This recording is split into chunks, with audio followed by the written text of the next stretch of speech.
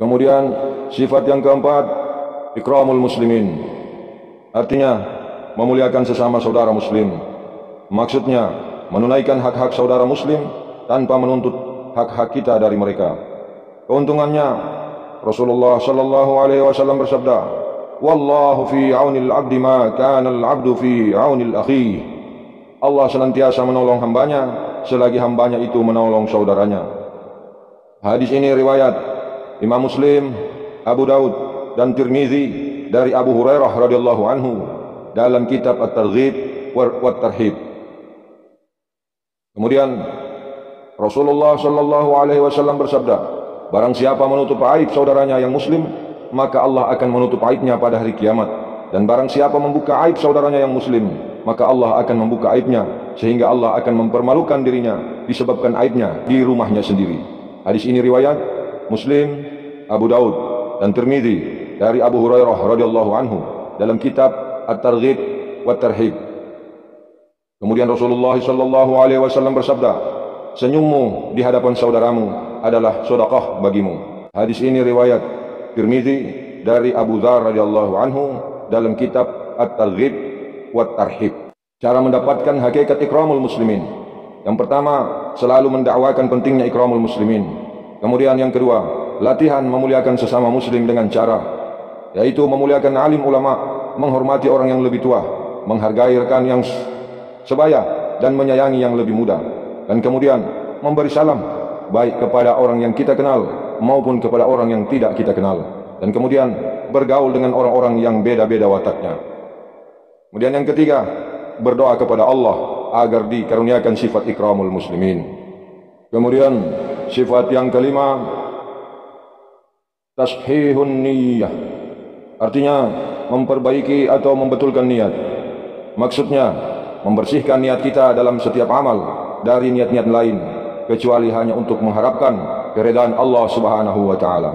Keuntungannya sebagaimana Rasulullah sallallahu alaihi wasallam bersabda, sesungguhnya Allah tidak menerima suatu amal kecuali yang disertai keikhlasan dan semata-mata mengharapkan keridhaannya.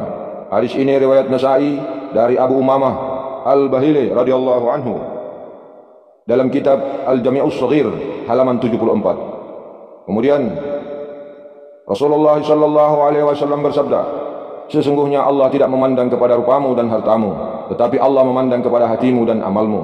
Hadis ini riwayat Muslim dari Abu Hurairah radhiyallahu anhu dalam kitab Al-Jami'us Shaghir halaman 74. Dan kemudian Nabi sallallahu alaihi wasallam berwasiat kepada Muaz bin Jabal radhiyallahu anhu ketika beliau mengutusnya ke Yaman, "Ya Muaz, akhlis dinak yakfika al-amalul qalil."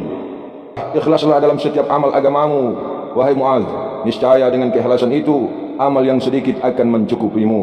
Hadis ini riwayat Hakim dari Muaz bin Jabal radhiyallahu anhu dalam kitab At-Targhib wa Tarhib. Cara mendapatkan hakikat ikhlas. Yang pertama, selalu mendakwakan pentingnya ikhlas dan memperbaiki niatnya. Kemudian yang kedua, latihan memperbaiki niat dengan cara memeriksa niat kita sebelum beramal, ketika sedang beramal dan setelah beramal, hendaknya tidak disebut-sebut. Yang ketiga, berdoa kepada Allah agar ditanamkan sifat ikhlas ke dalam hati kita. Kemudian sifat yang keenam, dakwah dan tabligh. Dakwah artinya mengajak, tabligh artinya menyampaikan. Maksudnya untuk memperbaiki diri agar kita dapat mempergunakan harta, diri dan waktu sesuai dengan perintah Allah Subhanahu wa taala. Kemudian untuk menghidupkan agama secara sempurna pada diri kita sendiri dan pada diri seluruh manusia di seluruh alam. Keuntungannya Allah Subhanahu wa taala berfirman, "Wa man ahsanu qawlan mimman da'a ila Allah wa 'amila shalihan wa qala innani minal muslimin." Dan siapakah yang lebih baik perkataannya daripada orang yang menyuruh manusia kepada Allah dan mengerjakan amal soleh dan ia berkata, sesungguhnya aku termasuk orang-orang yang berserah diri. Quran surat Fussilat ayat 33. Rasulullah sallallahu alaihi wasallam bersabda, barang siapa mengajak kepada petunjuk amal kebaikan, maka ia memperoleh pahala yang sama seperti orang yang mengikutinya mengamalkan kebaikan itu tanpa mengurangi pahala mereka yang mengikuti itu sedikit pun. Hadis ini riwayat Muslim, Ahmad dan imam yang empat dari Abu Hurairah radhiyallahu anhu dalam kitab Al-Jami'us Shaghir halaman 170. Kemudian Rasulullah sallallahu alaihi wasallam bersabda, "Laghadwatun fi sabilillahi aw rawhatun khairum minad dunya wa ma fiha." Sesungguhnya sepagi atau sepetang di jalan Allah lebih baik daripada mendapatkan dunia dan seluruh isinya. Hadis ini riwayat Bukhari dan Muslim dari Anas radhiyallahu anhu dalam kitab At-Targhib wa Tarhib. Cara mendapatkan hakikat dakwah dan tabligh. Yang pertama, selalu mendakwakan pentingnya dakwah dan tabligh. Yang kedua, latihan dakwah dan tabligh dengan cara meluangkan waktu untuk keluar di jalan Allah sekurang-kurangnya 4 bulan seumur hidup, 40 hari setiap tahun, 3 hari setiap bulan, dan 2,5 jam setiap hari. Yang ketiga, berdoa kepada Allah agar kita diberi hakikat dakwah dan tabligh serta diberikan kekuatan untuk menjalankan dakwah dan tabligh. Alhamdulillah, hadirin akramakumullah, sekian mudzakarah 6 sifat. Mudah-mudahan mudzakarah ini menjadi asbab hidayah dan mendatangkan ridha Allah Subhanahu wa taala dan bisa mengekalkan hidayah dalam diri kita, ahli keluarga kita, serta umat di seluruh alam. Amin. Allahumma amin.